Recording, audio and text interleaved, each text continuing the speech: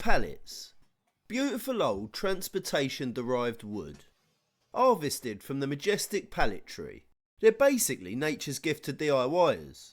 Because they're not exactly expensive. Or hard to come by.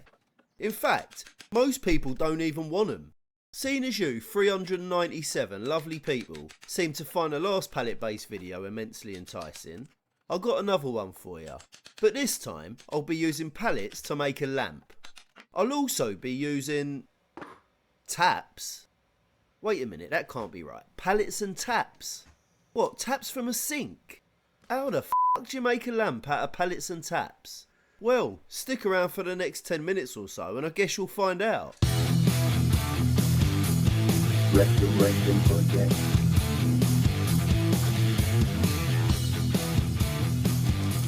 The problem with pallets is that they're usually pretty f***ed. The surface is rougher than a hooker's snatch. You weren't complaining last time, Figsin. And more often than not, they're bent as a 9-bob note and held together with half a mountain of rusty nails. But if you can be bothered to pull them apart and spend half a lifetime whipping them into a semi-reasonable condition, you might be able to make something pretty banging. I've found the best way to do this is by completing the following steps. 1. Rip them apart like a man with a grudge against wood. I've found that using a multi-bar and a manually activated inertially enhanced impact generator, otherwise known as a hammer, works best. Now, ripping pallets apart is easy, but ripping them apart without breaking them into 1,000 tiny pieces of fire kindling is harder than a pervert's penis in a strip club. Once the planks are looser than my ex-wife on a Friday night, I'll fed them to the mighty chopper. That's my Titan thicknesser if you ain't seen the review. This transformed them into something vaguely resembling usable wood. Then, once I cut them to the size needed, using my chop saw, they were ready for the next stage of the madness. Now, my idea, well I call it an idea but insane ponderings is probably more accurate, is to create a base made of tarted up pallet planks. On top of that base, old taps with cables threaded through their crusty fossilised innards. The result? The glorious illusion of a light bulb spurting out of the tap nozzle. Yes, it is as ridiculous as it sounds. To make the base tall enough to achieve this dubious feat of engineering, I glued the planks together. My hope was to achieve a height that would allow the lamps to swing freely as my balls in a baggy pair of boxer shorts. Now I'm no expert on wood, but there seem to be two distinct species of forest metal here. I'm guessing one's pine, and these ones are, well, either birch or beech. F***ed if I know. So let me know your thoughts in the opinion box below. Don't worry about the nail holes, we'll hide those on the inside. A bit like I do in my insecurities, fears and attraction to older women. I've got underwear older than you, sonny boy. After a good slavering of PVA spunk juice, PVA glue, I clamped them for a day so that the wooden weld was stronger than my love for a pint on a Friday afternoon. The wooden doorstop then went through the mighty chopper a couple more times to smooth and level out all the sides. When I picked it up, I realised that I'd over-engineered the thing. Bloody hell, it was heavier than my ex-wife's emotional baggage. So I circumcised the top, the manual way, as it was now too big to fit under my chop saw. Yeah, I know the ends are a bit rough, but I'm making a lamp out of 50-year-old taps and old pallet wood for fuck's sake. It ain't gonna be perfect. So after a bit of trial and error, emphasis on the error, I had to adjust the plan, and I use the term plan loosely. At the current height, the lamps wouldn't be hanging from the tap nozzle so much as laying on the table like a hungover sloth. So I prepared more logistic lumber to whack on top. This should get the taps sitting higher than giraffe pussy. Okay, now we're talking. I glued and clamped some more planks, and while the PVA spunk juice did its thing, I went back to the first piece of forest metal. I pulled out my Titan wood thing router and gave the corners a bit of a touch up using the cove bit from my new bit set.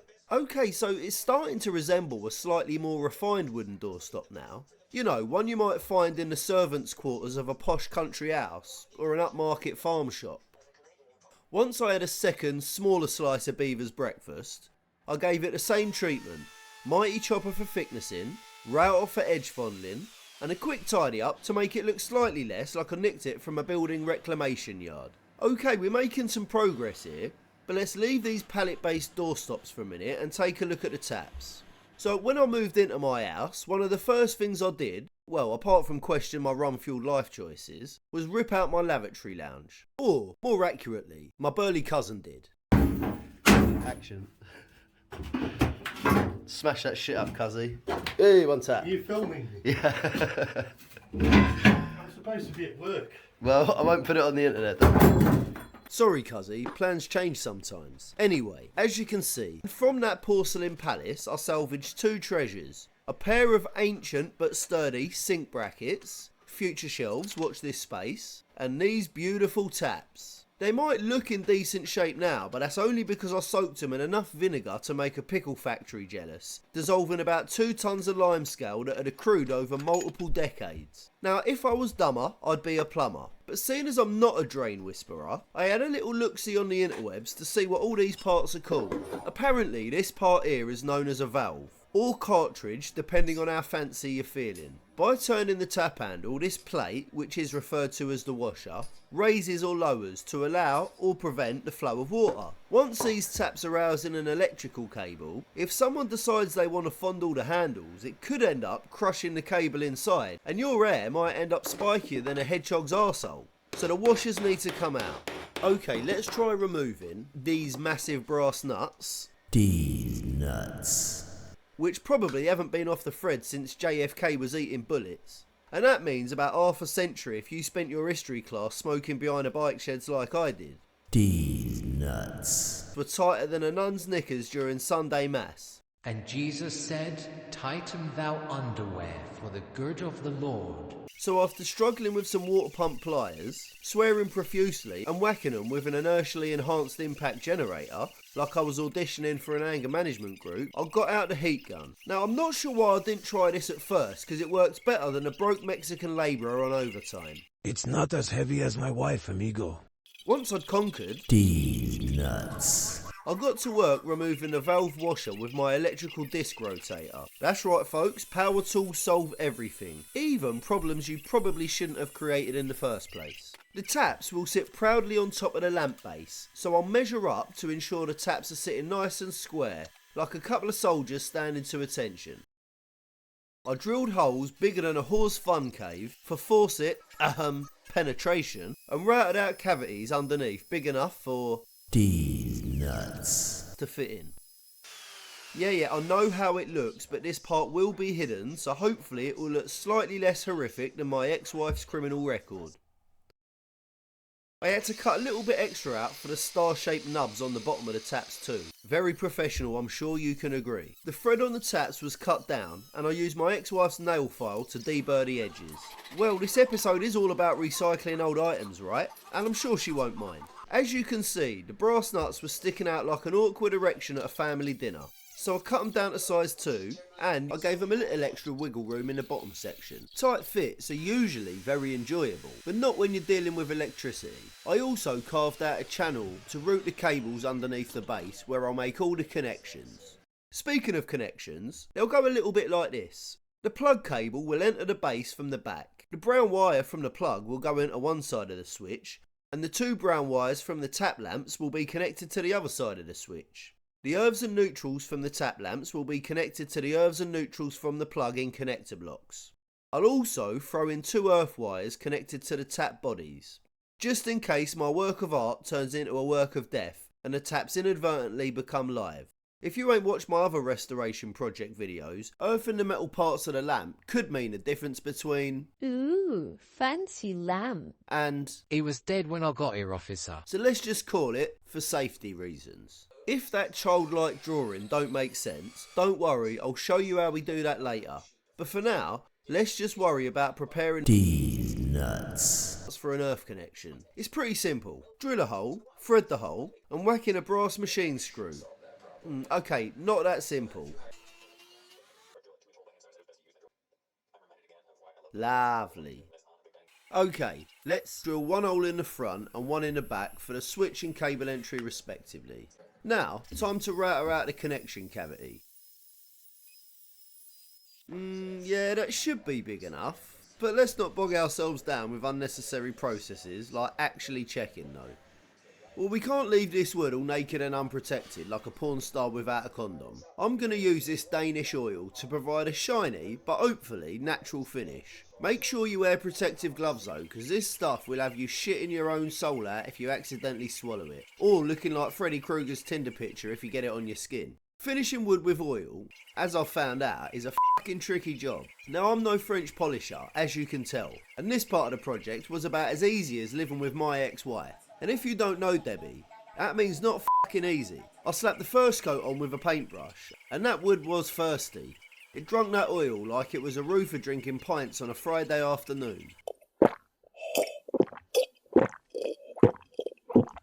It took multiple coats, and in my haste, I was clearly slapping it on way too thick, because when I came back to it the next day, I'd have to sand it down again, on account of the terrible finish. Eventually, I realised that using a microfiber cloth seemed to work better applying the oil, so I used that for subsequent coats. Clearly, I lack the patience and skill required for this kind of work. So, painters, we salute you. Anyway, I'm not particularly proud of the finish, well not yet anyway, so I'll give this ludicrous lamp creation a final oil and sandpaper molestation later. But for now, we're getting closer, so let's polish the taps till they're shinier than a magpie's wet dream, and pump them into the inviting holes.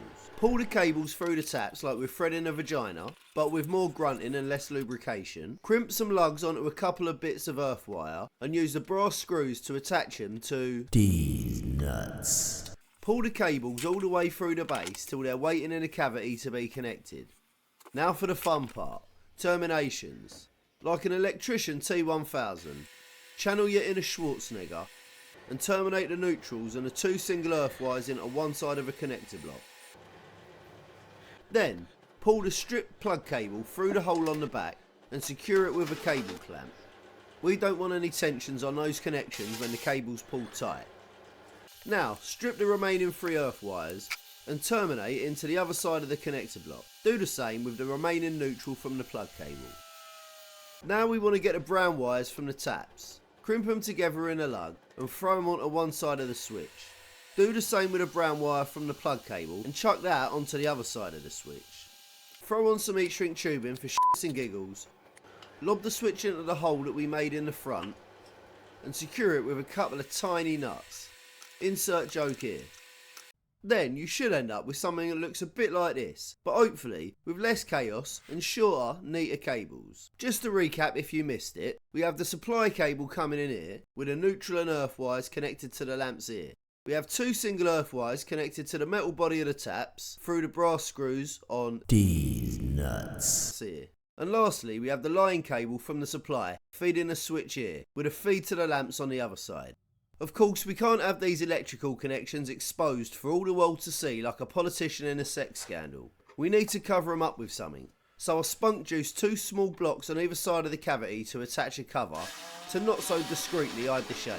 Now if you're thinking, what the fuck is this complete and utter bodge, then don't worry, you're on the right track and that is the correct feeling.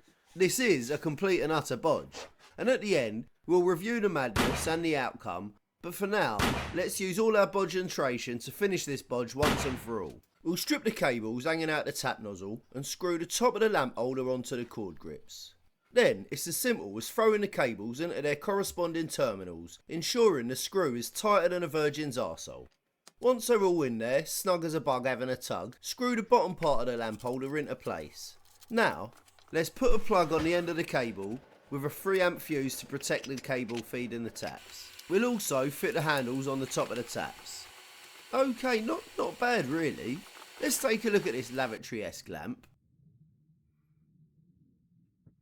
Yeah, not a bad job. Let's do the obligatory earth continuity test and insulation resistance between the wires.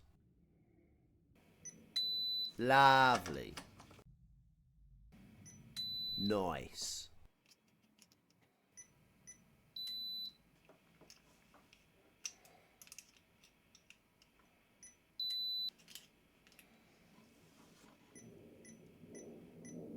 Lovely.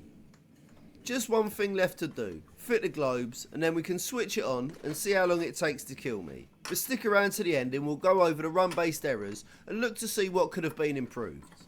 Okay, I feel we should have some nice shots of this lamp with some chilled music overlaid. Hopefully making it look a bit more professional. Fixing Rusty Stuff 2025.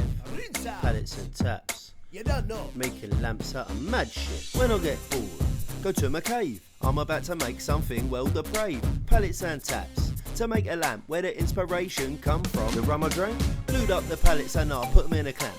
Then I draw some holes like I'm stabbing with a shank. Slathered it with oil. I used Danish. I was pissed with a dodgy finish. Threaded up the taps with some flexi cable. I made determinations when it was on my table. Put on a dodgy cover to prevent a shock. Don't want to get a stinger from the wooden pallet block. Threw in an authentic antique plug. Not one from a sink for a socket. You mug. Threw it all together with some self-tapping screws. I make mad lamps when I got the blues. Bloody hell, that was hectic. Okay, so time to review the lavatory lamp and take a look at this week's run-based errors. Firstly, the cavity at the bottom is not great. It's rough as a bear's arse, but I mean this is because my router was way too big and not the correct type. Instead of a plunge router, it would have been much easier to use a compact router. They're designed for smaller work like this, and a plunge router is just way too hefty. Run-based error number 2, I should have drilled 2 separate holes for cables from the lamps instead of one through the middle. I just think the cables would be more protected and probably neater if the cable holes went straight down from the taps instead of meeting in the middle through that channel. Run-based error number 3, I just don't like these connections. I think they would have been way better, and by better I mean safer, with something like through crimps and heat shrink, or even Wagos would have probably worked nicer. Although, the connector blocks do take up less space. And for those earths, we would have needed a 5-way Wago connector, which would have taken up loads of room. Lastly, we have the biggest run-based error, which is this dodgy cover. Now, while I don't think it would actually be possible for anyone to electrocute themselves this way, if you were particularly dexterous, you might be able to sneak something very thin under this cover, where I cut out a finger gap to lift it up. This minuscule gap also reduces the IP rating of the connection cavity. But even with a paper thin gap like this, you couldn't really sell it to anyone, because people can do some pretty stupid shit, like poking metal things into lamps. So I guess this mental lamp creation will sit on the shelf in my house as a bit of a conversation piece. And something to remind me how fucked and horrible my bathroom was before I did it up. Okay, lovely people, if you enjoyed watching that pallet lamp escapade in the slightest, switch that like button, electrocute the subscription button, share it with your favourite Mexican labourer, Adios, amigos. and stay tuned for the next instalment of Fixing Rusty Stuff. Restoration project.